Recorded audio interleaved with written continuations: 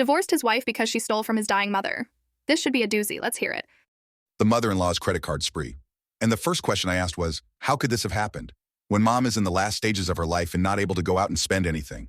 So I'm asking, am I the a-hole for divorcing my wife after she stole from my dying mother?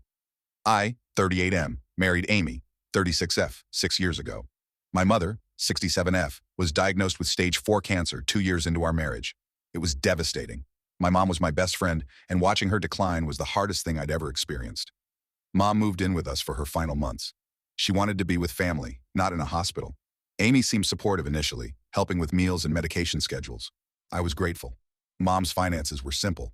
She had a checking account for bills and a credit card I'd helped her set up for emergencies and medical expenses.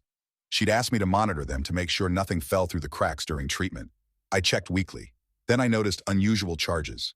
Hundreds of dollars at boutique stores, expensive restaurants, a spa, none of which my mother would have visited in her condition. She could barely leave her room.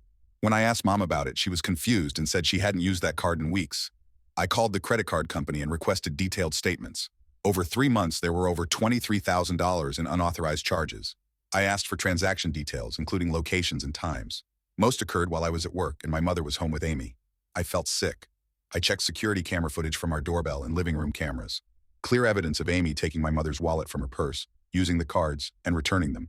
She'd been doing it systematically. I confronted Amy. First, she denied it. Then she said Mom had given her permission. Finally, when I showed her video evidence, she broke down and said she deserved it because taking care of my mother was so hard and I didn't appreciate her enough. She said the shopping was stress relief.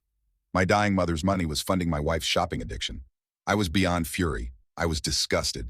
I immediately contacted the police and filed a report for elder financial abuse and theft. I contacted a divorce attorney that same day. Amy's parents begged me to reconsider, offering to pay back the money, saying Amy had a shopping problem and needed help, not prosecution.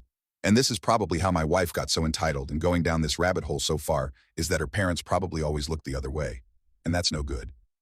But this wasn't just theft. This was stealing from a vulnerable, dying woman who trusted her. My mother cried when I told her. She felt violated and stupid for not noticing. She spent her final weeks feeling betrayed in her own son's home.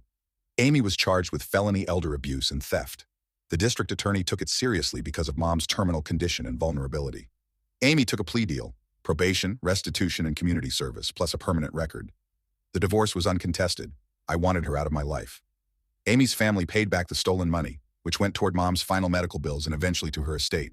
Mom passed away 4 months after I discovered the theft.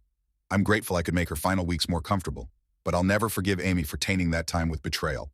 Mom deserved peace, not stress about financial violation. Amy's life fell apart. Her employer found out about the criminal conviction, she worked in banking, and fired her. She can't work in finance anymore with that record. Her family is ashamed. Friends distance themselves. Nobody wants to associate with someone who steals from dying cancer patients. And for anyone saying it, no, I couldn't let this go, and I was not going to not give my mother any closure. I heard she's working retail now and living with her parents. She tried to reach out on what would have been our anniversary, saying she was in therapy and wanted to apologize. I didn't respond. Some things are unforgivable. I've since remarried to someone who cared for my mother-in-law through her final illness with genuine compassion. She understands the gravity of what Amy did. We visit my mom's grave together. Amy showed me who she really was during the worst time of my life. She stole from a dying woman. That's not a mental health issue. That's a character issue. I did the right thing by pressing charges and divorcing her.